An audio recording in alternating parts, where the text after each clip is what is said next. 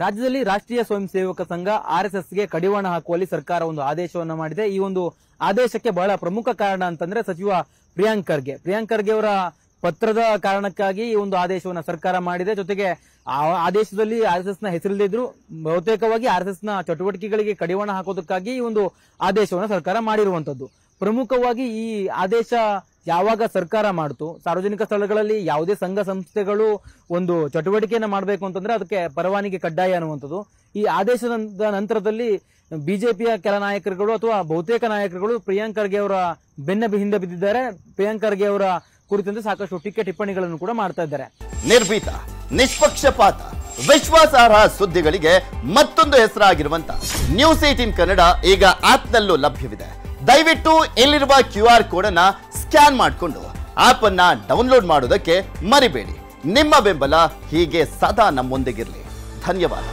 ಪ್ರಿಯಾಂಕ್ ಖರ್ಗೆ ಅವರು ಈ ಒಂದು ಆರ್ಎಸ್ಎಸ್ ಇರಬಹುದು ಅಥವಾ ಬಿಜೆಪಿ ಸಿದ್ಧಾಂತಕ್ಕೆ ಸಾಕಷ್ಟು ತೀವ್ರವಾಗಿ ವಿರೋಧ ಮಾಡುವಂತ ನಾಯಕ.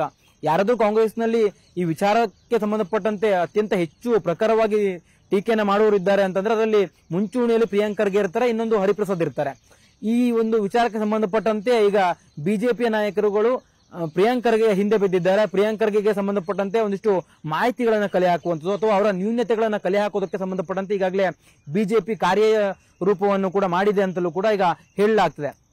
ಅದರ ಭಾಗವಾಗಿ ಇತ್ತೀಚೆಗೆ ಕ್ಯಾಬಿನೆಟ್ ನಲ್ಲಿ ಒಂದು ಕೇಸನ್ನು ಹಿಂಪಡೆಯಲಾಗಿತ್ತು. ಪ್ರಿಯಾಂಕ್ ಖರ್ಗೆ ಅವರ ಪತ್ರದ ಕಾರಣಕ್ಕಾಗಿ, ಅವರ ಮನವಿಯ ಕಾರಣಕ್ಕಾಗಿ ಕ್ಯಾಬಿನೆಟ್ ನಲ್ಲಿ ಒಂದಿಷ್ಟು ಕೇಸ್ಗಳನ್ನು ಹಿಂಪಡೆಯಲಾಗಿತ್ತು. ಅದರಲ್ಲಿ ಪ್ರಮುಖವಾಗಿರ್ತಕ್ಕಂಥದ್ದು ಚಿತ್ತಾಪುರ ಪೊಲೀಸ್ ಠಾಣೆಯಲ್ಲಿ 2019ರಲ್ಲಿ ಸೆಪ್ಟೆಂಬರ್ 11ರಂದು ಒಂದು ಘಟನೆ ನಡೆದಿರುತ್ತೆ. ಬುಲೆರೋ ವಾಹನದಲ್ಲಿ ಒಂದು ಅಕ್ರಮವಾಗಿ ಆಕಳನ್ನ ಅಥವಾ ದನಗಳನ್ನ ಸಾಗಣೆ ಮಾಡ್ತಾ ಇರ್ತಾರೆ. ಅದಕ್ಕೆ ಸಂಬಂಧಪಟ್ಟಂತೆ ಸ್ಥಳೀಯರು ಆ ಒಂದು ಬುಲೆರೋವನ್ನ ಹಿಡಿದು ಚಿತ್ತಾಪುರ ಪೊಲೀಸ್ ಠಾಣೆಗೆ ತಂದು ಕೊಟ್ಟಿರ್ತಾರೆ. ಅದಾದ ನಂತರದಲ್ಲಿ ಪೊಲೀಸರು ವಿಚಾರಣೆಯನ್ನ ಮಾಡಿ ಬಿಡುವಾಗಿಯೂ ಕೂಡ ಹೇಳಿದ್ರು. ಅಲ್ಲಿ ಸುತ್ತಮುತ್ತಲಿನ ಭಾಗದ ಒಂದು ಧರ್ಮಕ್ಕೆ ಸೇರಿದಂತ ಒಂದಿಷ್ಟು ಅನೇಕರು ಬಂದು ಚಿತ್ತಾಪುರ ಪೊಲೀಸ್ ಠಾಣೆಯ ಮುಂದೆ ಪ್ರತಿಭಟನೆಗಳನ್ನು ಮಾಡ್ತಾರೆ. ಬುಲೆರೋ ವಾಹನವನ್ನ ತಕ್ಷಣಕ್ಕೆ ಬಿಡಬೇಕು ಅನ್ನುವಂತ ರೀತಿಯಲ್ಲಿ ಆಗ್ರಹವನ್ನು ಕೂಡ ಮಾಡ್ತಾರೆ. ಇಂಥ ಒಂದು ಸಂದರ್ಭದಲ್ಲಿ ಪೊಲೀಸರು ಮನವೊಲಿಸುವ ಪ್ರಯತ್ನವನ್ನು ಮಾಡಿದ್ರು ಸಹಿತ ಸೇರಿರ್ತಕ್ಕಂಥ ಒಂದು ಧರ್ಮದ ಗುಂಪು ಪೊಲೀಸರ ಮೇಲೆ ಕಲ್ಲು ತೂರಾಟವನ್ನು ಮಾಡುತ್ತೆ. ಕಲ್ಲು ತೂರಾಟ ಮಾಡಿದಂತ ಸಂದರ್ಭದಲ್ಲಿ ಪೊಲೀಸರಿಗೆ ಗಾಯಗಳು ಕೂಡ ಆಗಿರುತ್ತೆ. ಅದೇ ಒಂದು ಕಾರಣಕ್ಕಾಗಿ ಆ ಒಂದು ಘಟನೆ ನಡೆದ ಮಾರನೇ ದಿನ 12 ಸೆಪ್ಟೆಂಬರ್ 2019ರಂದು ಚಿತ್ತಾಪುರ ಪೊಲೀಸ್ ಠಾಣೆಯಲ್ಲಿ ಕರ್ತವ್ಯಕ್ಕೆ ಅಡ್ಡಿಪಡಿಸಿದಂತ ಒಂದು ಸಂಬಂಧಪಟ್ಟಂತೆ ಒಂದಿಷ್ಟು ಕೇಸನ್ನು ಕೂಡ ದಾಖಲೆ ಮಾಡಿರ್ತಾರೆ. ಜೊತೆಗೆ ಅಲ್ಲಿ ಅನೇಕರು ಯಾರ್ಯಾರು ಉದ್ರಿಕ್ತರ ಗುಂಪು ಸೇರಿರುತ್ತಲ್ಲ ಅವರೆಲ್ಲರ ಹೆಸರನ್ನು ಕೂಡ ಉಲ್ಲೇಖ ಮಾಡಿ ಅಲ್ಲಿ ಪೊಲೀಸ್ ಠಾಣೆಯಲ್ಲಿ ಎಫ್ಐಆರ್ ಕೂಡ ದಾಖಲಾಗಿರುತ್ತೆ. ಆ ಒಂದು ಪ್ರಕರಣಕ್ಕೆ ಸಂಬಂಧಪಟ್ಟಂತೆ ಅನೇಕರನ್ನ ವಶಕ್ಕೆ ಪಡೆದು ಪೊಲೀಸರು ವಿಚಾರಣೆಯನ್ನು ಕೂಡ ಮಾಡಿರ್ತಾರೆ. ಆದ್ರೆ ಆ ಒಂದು ಕೇಸನ್ನ ಹಿಂಪಡಿಬೇಕು ಅನ್ನುವಂತ ನಿಟ್ಟಿನಲ್ಲಿ ಸಚಿವ ಪ್ರಿಯಾಂಕ್ ಖರ್ಗೆ ಅವರು ಮನವಿಯನ್ನ ಮಾಡ್ಕೊಳ್ತಾರೆ. ಆ ಮನವಿಯನ್ನ ರಾಜ್ಯ ಕ್ಯಾಬಿನೆಟ್ ಕಳೆದ ಕೆಲ ತಿಂಗಳ ಹಿಂದೆ ನಡೆದಂತಹ ಕ್ಯಾಬಿನೆಟ್ ಪುರಸ್ಕಾರವನ್ನು ಮಾಡಿರುತ್ತೆ. ಆ ಒಂದು ಕೇಸನ್ನ ಖುಲಾಸೆಗೊಳಿಸಿರುತ್ತೆ. ಈ ಒಂದು ಕ್ಯಾಬಿನೆಟ್ ನಲ್ಲಿ ನಿರ್ಣಯ ತೆಗೆದುಕೊಂಡು ಸಾಕಷ್ಟು ದಿನಗಳು ಕಳೆದಿದೆ. ಅದಾದ ನಂತರದಲ್ಲಿ ಈಗ ಬಿಜೆಪಿ ಈ ವಿಚಾರಕ್ಕೆ ಸಂಬಂಧಪಟ್ಟಂತೆ ಒಂದಿಷ್ಟು ಯೋಜನೆಯನ್ನು ರೂಪಿಸಿದೆ.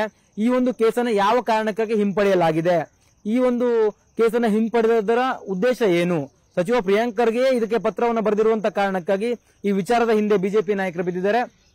ಈ ವಿಚಾರಕ್ಕೆ ಸಂಬಂಧಪಟ್ಟಂತೆ ಸರ್ಕಾರದ ಅಂದ್ರೆ ಕ್ಯಾಬಿನೆಟ್ ನ ನಿರ್ಣಯದ ವಿರುದ್ಧವಾಗಿ ನ್ಯಾಯಾಲಯದ ಮೆಟ್ಲೇರೋದಕ್ಕೂ ಕೂಡ ಈಗಾಗಲೇ ಸಿದ್ಧತೆಯನ್ನು ಮಾಡಿಕೊಳ್ಳಲಾಗಿದೆ.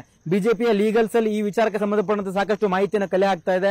ಆ ಘಟನೆ ನಡೆದಂತ ಸಂದರ್ಭದಲ್ಲಿ ಯಾವ ಪೊಲೀಸರಿಗೆ ಗಾಯಗಳಾಗಿತ್ತು, ಜೊತೆಗೆ ಅಲ್ಲಿ ಸಂಪೂರ್ಣವಾಗಿ ಆ ಘಟನೆ ವಿವರಣೆಯನ್ನು ಕೂಡ ಪಡೆದುಕೊಂಡು ಅದಕ್ಕೆ ಸಂಬಂಧಪಟ್ಟಂತೆ ಕೇಸನ್ನ ಫೈಲ್ ಮಾಡೋದಕ್ಕೂ ಕೂಡ ಈಗಾಗಲೇ ಬಿಜೆಪಿಯ ಲೀಗಲ್ ಸೆಲ್ ಕಾರ್ಯರೂಪವನ್ನು ಕೂಡ ಮಾಡ್ತಾ ಇದೆ. ಇದಕ್ಕೆ ಸಂಬಂಧಪಟ್ಟಂತೆ ವಿಪಕ್ಷ ನಾಯಕರಾಗಿರ್ತಕ್ಕಂಥ ಆರ್ ಅಶೋಕ್ ಕೂಡ ಮಾಧ್ಯಮಗಳಿಗೆ ಹೇಳಿಕೆಯನ್ನು ಕೊಟ್ಟಿದ್ರು.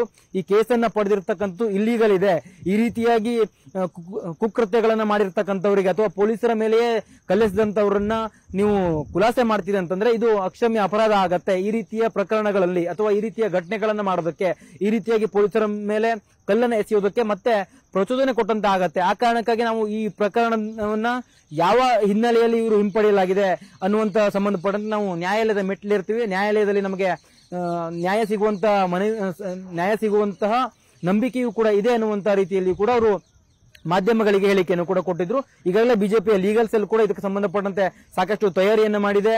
ಈ ಒಂದು ಕೇಸನ್ನ ಯಾವಾಗ ಕ್ಯಾಬಿನೆಟ್ ಹಿಂಪಡೆದಿದೆಯೋ ಆ ಒಂದು ಕ್ಯಾಬಿನೆಟ್ ಹಿಂಪಡೆದ ನಿರ್ಣಯದ ವಿರುದ್ಧವಾಗಿ ನ್ಯಾಯಾಲಯದ ಮೆಟ್ಲೇರೋದಕ್ಕೆ ಬಿಜೆಪಿ ಸಿದ್ಧತೆಯನ್ನ ಮಾಡ್ಕೊಳ್ತಿದೆ.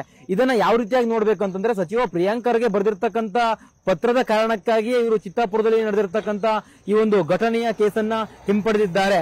ಆ ಕಾರಣಕ್ಕಾಗಿ ಸಚಿವ ಪ್ರಿಯಾಂಕ್ ಖರ್ಗೆ ಇದರಲ್ಲಿ ಇನ್ವಾಲ್ವ್ಮೆಂಟ್ ಇರುವ ಕಾರಣಕ್ಕಾಗಿ ಅದಕ್ಕೆ ಅಂದ್ರೆ ಸಚಿವ ಪ್ರಿಯಾಂಕ್ ಖರ್ಗೆ ಮುಖಭಂಗ ಆಗಬೇಕು ಅನ್ನುವಂತ ನಿಟ್ಟಿನಲ್ಲಿ ಅವರು ಕಾರ್ಯರೂಪವನ್ನ ಮಾಡ್ತಾ ಇದ್ದಾರೆ, ಕಾರ್ಯಯೋಜನೆಯನ್ನು ರೂಪಿಸ್ತಾ ಇದ್ದಾರೆ. ಅದೇ ಒಂದು ಕಾರಣಕ್ಕಾಗಿ ಕ್ಯಾಬಿನೆಟ್ ನಲ್ಲಿ ಡಿಸಿಷನ್ ಅನ್ನು ತೆಗೆದುಕೊಂಡು ಸಾಕಷ್ಟು ದಿನಗಳು ಕಳೆದಿದೆ. ಆ ಕ್ಯಾಬಿನೆಟ್ ನ ನಂತರದಲ್ಲಿ ಹಲವು ಕ್ಯಾಬಿನೆಟ್ಗಳು ನಡೆದಿದ್ದಾವೆ. ಅದಾದ ನಂತರದಲ್ಲಿ ಈಗ ಬಿಜೆಪಿ ಎಚ್ಚೆತ್ತುಕೊಂಡು ಈ ವಿಚಾರವನ್ನ ಮುನ್ನೆಲೆಗೆ ತಂದು ಅದಕ್ಕೆ ಸಂಬಂಧಪಟ್ಟಂತೆ ನ್ಯಾಯಾಲಯದ ಮೆಟ್ಲೇರೋದಕ್ಕೆ ಸಿದ್ಧತೆಯನ್ನು ಮಾಡಿಕೊಂಡಿದೆ. ಅದರ ಜೊತೆಗೆ ಪ್ರಿಯಾಂಕ್ ಖರ್ಗೆ ಅವರ ಐಟಿ-ಬಿಟಿ ಇಲಾಖೆ ಇರಬಹುದು, ಗ್ರಾಮೀಣಾಭಿವೃದ್ಧಿ ಇಲಾಖೆಯ ಮೇಲೆಯೂ ಕೂಡ ಬಿಜೆಪಿಯ ನಾಯಕರುಗಳು ಕಣ್ಣಿಟ್ಟಿದ್ದಾರೆ. ಅಲ್ಲಿಯ ನ್ಯೂನ್ಯತೆಗಳು ಅಥವಾ ಅಲ್ಲಿ ಇಲಾಖೆ ತೆಗೆದುಕೊಳ್ಳುವಂತ ನಿರ್ಧಾರಗಳಿಂದ ಏನಾದರೂ ಸಾಕಷ್ಟು ಲೋಪದೋಷಗಳಾದ್ರೆ ಅಥವಾ ಸಾಕಷ್ಟು ಜನರಿಗೆ ಅನಾನುಕೂಲ ಆದ್ರೆ ಅಥವಾ ಐಟಿ-ಬಿಟಿ ಇಲಾಖೆಗೆ ಸಂಬಂಧಪಟ್ಟಂತೆ ಏನಾದರೂ ಕಂಪನಿಗಳು ಬೆಂಗಳೂರಿಂದ ಅಥವಾ ಕರ್ನಾಟಕಕ್ಕೆ ಬರ್ತಾ ಇರತಕ್ಕಂತ ಕಂಪನಿಗಳು ಹೊರ ರಾಜ್ಯಕ್ಕೆ ಹೋದ್ರೆ ಅವೆಲ್ಲ ವಿಚಾರಗಳಿಗೆ ಸಂಬಂಧಪಟ್ಟಂತೆ ಇಲಾಖೆಯನ್ನ ಮತ್ತು ಪ್ರಿಯಾಂಕ್ ಖರ್ಗೆ ಅವರನ್ನ ಗುರಿಯಾಗಿಸಿಕೊಂಡು ಕೌಂಟರ್ ಮಾಡಬೇಕು ಅನ್ನುವಂತ ಒಂದು ನಿರ್ಣಯಕ್ಕೂ ಕೂಡ ಇವರು ಬಂದಂತೆ ಕಾಣಿಸ್ತಾ ಇದೆ. ಆ ಒಂದು ವಿಚಾರವೂ ಕೂಡ ಈಗ ಬೆಳಕಿಗೆ ಬಂದಿರತಕ್ಕಂಥದ್ದು. ಒಟ್ಟಾರೆಯಾಗಿ ಪ್ರಿಯಾಂಕ್ ಖರ್ಗೆಯನ್ನ ಟಾರ್ಗೆಟ್ ಮಾಡಿ ಬಿಜೆಪಿ ನಾಯಕರುಗಳು ಅವರ ವರ್ಚಸ್ಸನ್ನ ಕುಂದಿಸೋದಕ್ಕೆ ಈಗಾಗಲೇ ಸಾಕಷ್ಟು ತಯಾರಿಯನ್ನು ಕೂಡ ಮಾಡಿದ್ದಾರೆ. ಪ್ರಿಯಾಂಕ್ ಖರ್ಗೆ ಅವರ ನ್ಯೂನತೆಗಳನ್ನು ಕೂಡ ಬಹಿರಂಗಗೊಳಿಸಬೇಕು, ಆ ಮೂಲಕವಾಗಿ ಪ್ರಿಯಾಂಕ್ ಖರ್ಗೆ ಅವರಿಗೂ ಕೂಡ ಡ್ಯಾಮೇಜ್ ಅನ್ನ ಮಾಡಬೇಕು ಅನ್ನುವಂತ ನಿಟ್ಟಿನಲ್ಲಿ ಬಿಜೆಪಿ ನಿರ್ಧಾರವನ್ನು ತೆಗೆದುಕೊಂಡಿದೆ. ಕ್ಯಾಮರಾ ಪರ್ಸನ್ ಯೋಗೇಶ್ವರ ಜೊತೆ ಕಾರ್ತಿಕ್, ನ್ಯೂಸ್ 18 ಕನ್ನಡ, ಬೆಂಗಳೂರು. ನಿರ್ಭೀತ, ನಿಷ್ಪಕ್ಷಪಾತ, ವಿಶ್ವಾಸಾರ್ಹ ಸುದ್ದಿಗಳಿಗೆ ಮತ್ತೊಂದು ಹೆಸರಾಗಿರುವಂತ ನ್ಯೂಸ್ 18 ಕನ್ನಡ ಈಗ ಆಪ್ನಲ್ಲೂ ಲಭ್ಯವಿದೆ. ದಯವಿಟ್ಟು ಇಲ್ಲಿರುವ QR ಕೋಡ್ ಅನ್ನ ಸ್ಕ್ಯಾನ್ ಮಾಡಿಕೊಂಡು ಆಪ್ ಅನ್ನ ಡೌನ್ಲೋಡ್ ಮಾಡೋದಕ್ಕೆ ಮರಿಬೇಡಿ. ನಿಮ್ಮ ಬೆಂಬಲ ಹೀಗೆ ಸದಾ ನಮ್ಮೊಂದಿಗಿರಲಿ. ಧನ್ಯವಾದ.